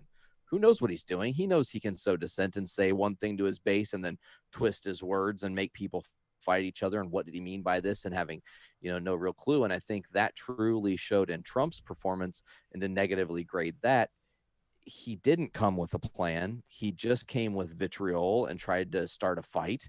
He tried to essentially walk Joe into talking points to make his point. And it was really poorly executed and badly conceived, and it didn't work for him. And it looks bad. He looks bad. He does not look like a leader. He looked like a petulant third grader. When I would send Ollie up to debate Joe Biden before I would send fucking Trump up to debate Joe Biden, that's saying something, man. You know what I'm saying? At least Ollie would bullshit a fucking plan and be like, okay, well, I mean, we'll probably have some ice cream. That's a great plan. I'm on board. He said ice cream. Let's fucking go, you know, but ice cream party.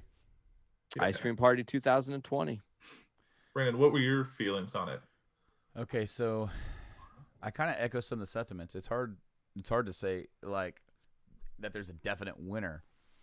I would say that the loser in this situation would be Trump.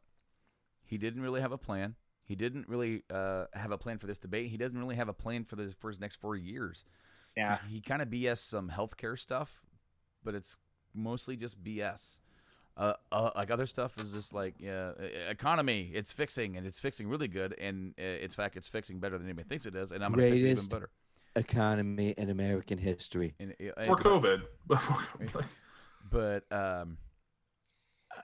so in that respect, Trump was his own worst enemy. Biden, I was hoping would do better. I don't think that he did terrible. He didn't do nearly as bad as everyone claimed he was going to. And because of that, because Trump made himself look so bad, Biden hung in there. And even, you know what, the shut up man and him getting exasperated and some of the name calling, I think was a little bit needed because Biden can get away with it. I actually saw somebody, the will you shut up man? Somebody tagged Hillary Clinton and like, can you imagine like how much she wanted to say that but couldn't? And then she replied, "You have no idea," because. Well, you remember her, like, him creepily, like, walking around behind her when she was trying to do the town hall. So that's another thing to talk about in just a few minutes. But before, while I finish my thought, I feel like Biden comes out of this kind of more even than what he was. But I do actually think that there's some people. God damn it, Nate. There are some people. Like Nate said, who kind of got disenfranchised with Trump. Maybe not a lot, but enough. Enough people kind of like, yeah, no, this is nope. No, this is not for me anymore. So and therefore, since Biden's ahead of the polls, And we'll like the real answer is going to be by the time this episode was actually airing, like on audio, we're going to know in the polls where they stand. Does Trump gain a little bit of ground? If that's the case, then the people kind of think that he won. In my opinion, I think Joe Biden like by a hair, and that's really just because he hung in there with him and gave it back to him a little bit and had some good lines, and he didn't mess up.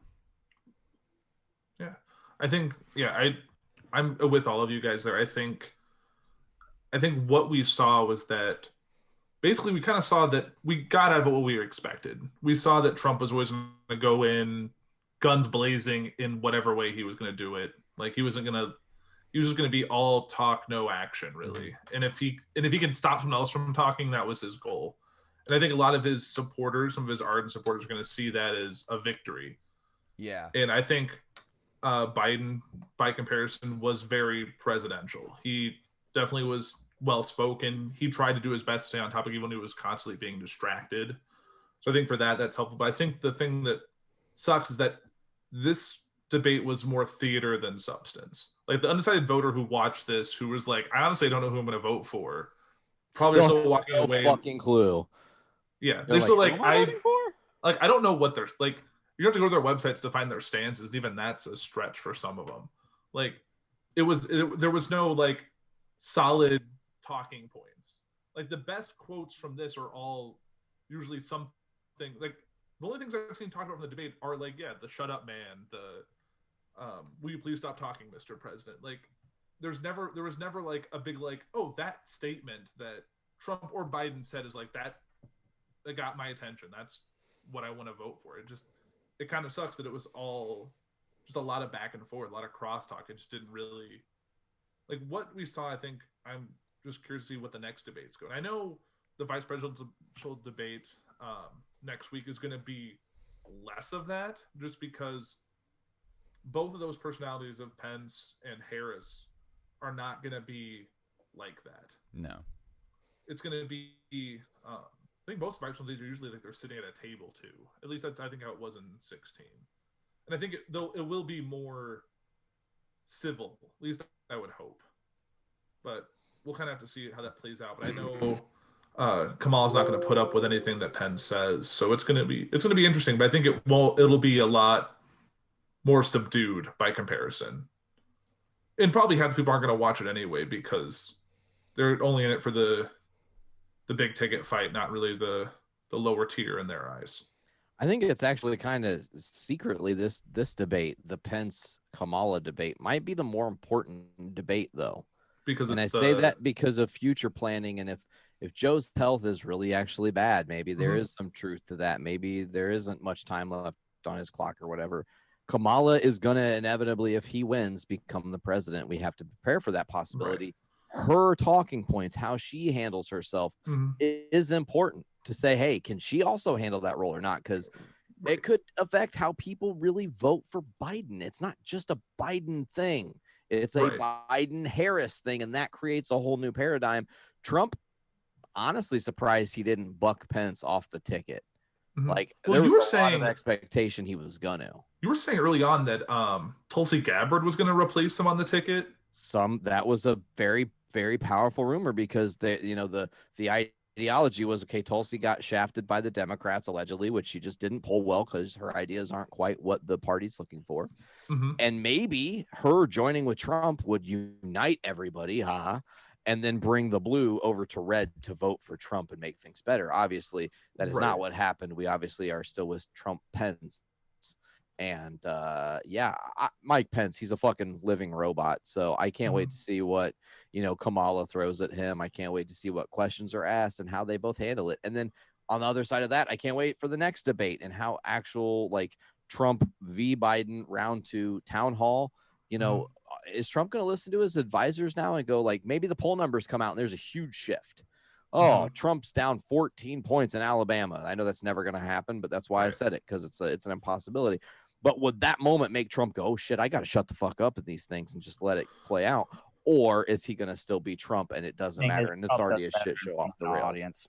Yeah, I think he feeds off a crowd. He's been he's been doing like his rallies have all been debate practice since the beginning. Joe Rogan has said it. He's a comedian. Mhm. He feeds off the crowd. Comedian crowd. Yeah. And that was missing. Hey, Hitler wasn't a comedian. That's not what I'm saying. Oh, Wow. God.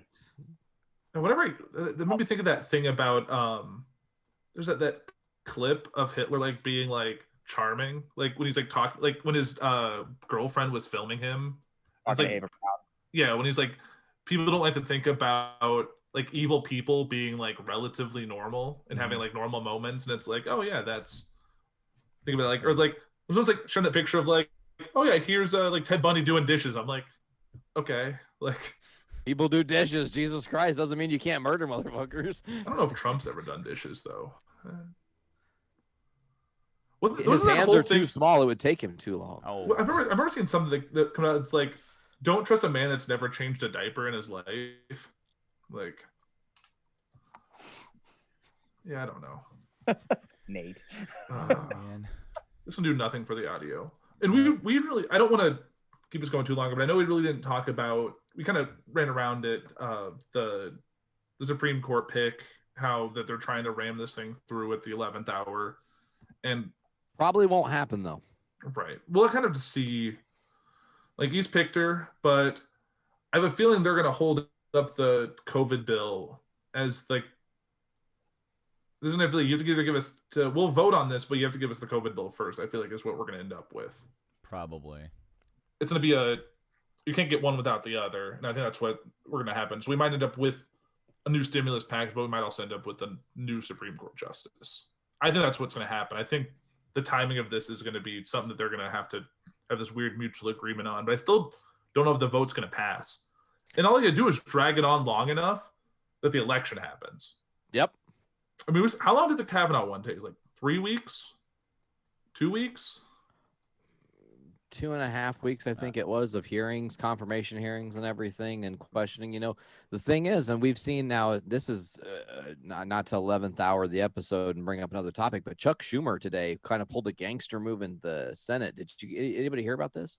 I did not. So technically speaking, it is decorum for the majority leader to bring to the floor procedural votes.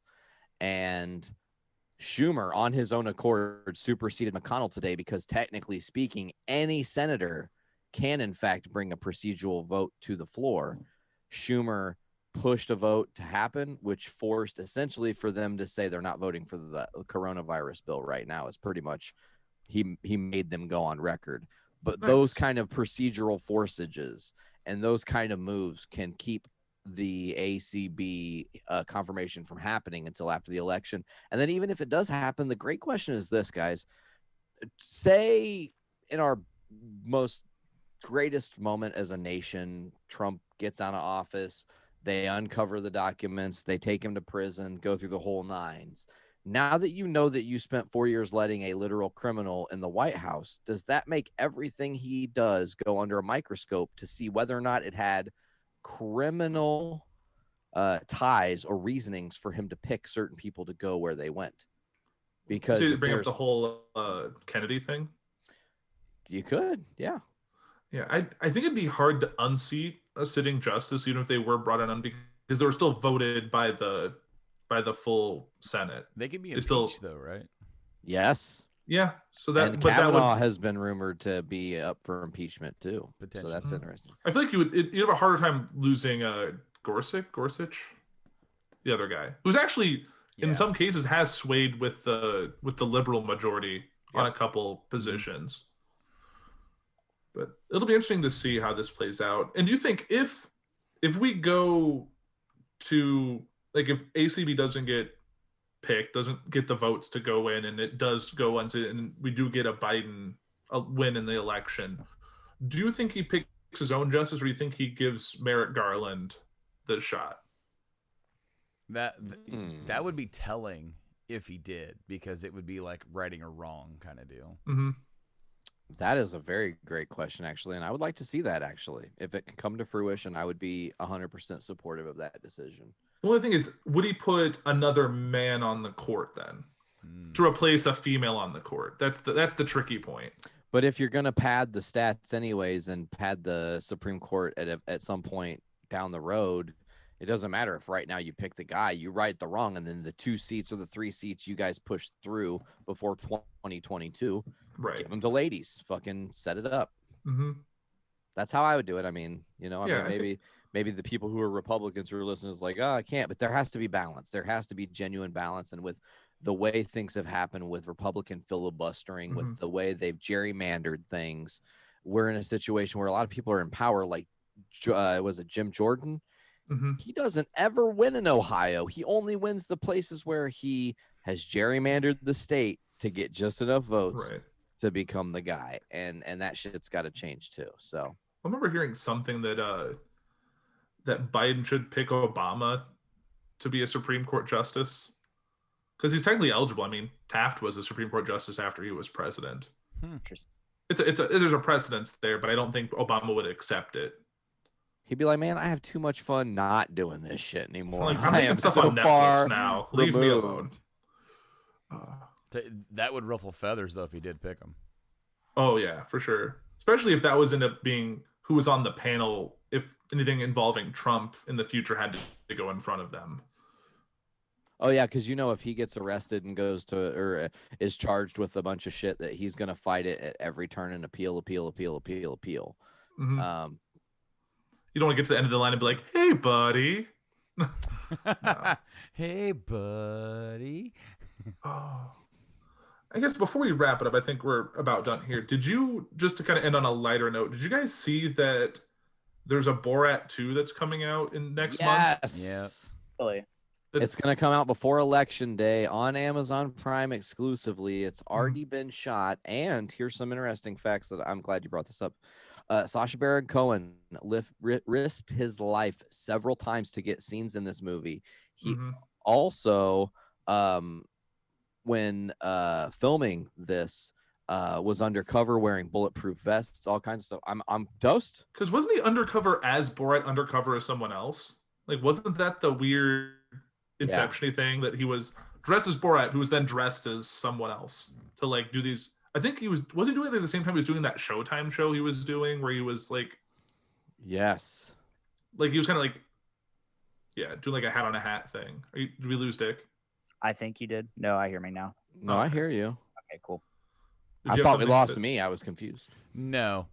I was trying to like visually confirm or not confirm with him. Like, nope, not there. I not wasn't there. saying anything because I was just like, What was that? I'm trying to think what that title was. I thought it was pretty funny. It's like a long ass title, yeah. It doesn't involve like Mike Pence is like part of the title. I got it. Hold on. Yeah, Mikhail Pence or something like that. Yeah, Borat, gift of pornographic monkey to Vice Premier Mikhail Pence to make benefit recently diminished nation of Kazakhstan. Oh, gosh.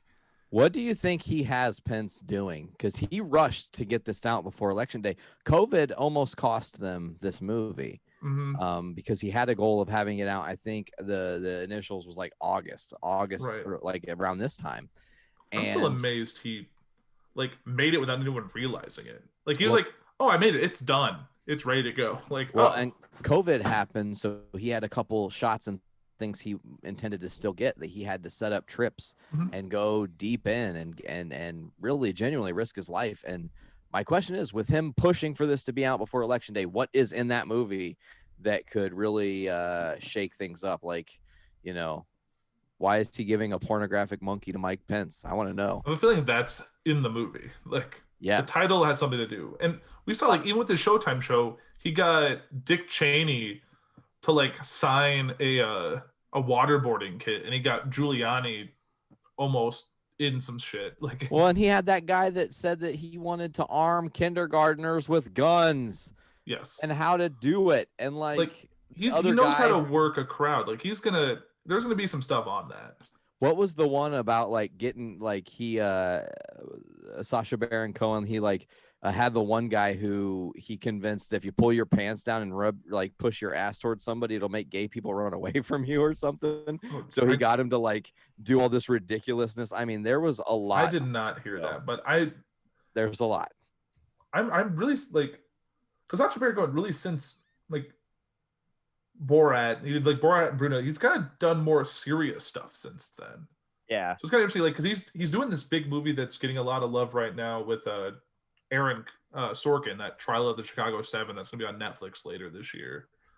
Like, it's a pretty serious film, but I like to see he's still working in satire and really shining a light on some places that usually are overlooked. So, but if no one else has anything to add, I think that's maybe we'll leave it here. Like I've said on previous episodes, Poor 360 kind of in its current form is kind of ending with this episode. Obviously, there's still a lot to discuss, so Poor 360 will be doing kind of specials up and through the election. So they just won't be coming every 2 weeks or every week. They'll be kind of coming sporadically with the blessing of the Podfather. So, hey, Tuesday's still your day, man. Whenever you want to do a show, it's yours. But I will say that when the next debate happens, I don't know if we want to get the same panel together, just minimize it down to you and I, or however. I would love to continue this though and discuss more about what is happening, because this was it was reaffirming and refreshing to hear you guys all kind of feel the same way about how last night transpired, how everything is going, and what we look like as a nation heading into the end of this year, which is quite possibly the most important election of the entirety of the United States of America. And that is really saying something. Really sad. And I entirely agree. I'm happy to have you guys back. And it doesn't have to be video. It can just be audio. We can really do whatever. But I definitely want to do an election night thing for sure. Get a bigger panel. I know Tyler wanted to be on here, but he just had a baby, so congratulations to him. But he's definitely got his hands full for the next month or 6 months or forever. I don't know, but he's it's ongoing over here at my house with the second one. So like, he just learned how to climb the couch. And joy! That was an entire when we hooked up earlier on to just go over stuff real quick. AP that. We were deterrent, and he was upset, and it was I'm lucky I got that intro done, because I literally got it done in like 10 minutes. It was crazy. It was nuts, man. It's nuts. Yeah. 2K Club. But yeah, that one might be fun to do live if we can make the stars align. But I don't know. That may be able to happen. It's gonna be a late night though. Right, that's true. We might do something like this, or just take an audio, or we'll figure it out. Well, it's still a month away. Yeah, and the thing is that we still don't know like what all we're gonna know by the time election night kind of wraps up. So like it could be like, well, it's 11:30 p.m. and they've called 3 states. Like, oh, great! Like, this is gonna be a long like. I'm gonna be live until we declare a winner. All right, let's go. I will say 6 months later. No. I found that Who is America, where a U.S. lawmaker, Jason Spencer, would scream racial slurs and drop his pants to fight off terrorism. He believed it would fight off terrorism to drop the N-bomb and drop your pants at the same time. Interesting. That sounds like a good place to just wrap up the episode, because I don't really have that definitely sounds good. Right there. Yeah, thank you everyone for being a part of this. It means a lot. I know it's a late night for you guys, even though Nate's still with me in Central Time, but I really appreciate it. Definitely want to do this again. It's been a lot of fun. I think that'll do it for episode 75 of Poor 360. Thank you, Dick. Thank you, pal. Thanks again, Nate. Hey, no problem. Make sure to check us out on the Journey into Comics Network on all the different podcasting platforms. You know where to get us. Just search Journey into Comics Network. Thanks for the plugs. And Branden, I couldn't have done it without you today, so I really appreciate it. Thank you for being on here. You're very welcome, man. It's been a pleasure. I can't wait to see the finished product of this video form, by the way. Yeah, I got to see a clip of it earlier, and I'm pretty happy. So cool. All right, that'll do it. Thanks, guys. Thank you for having us. Yee.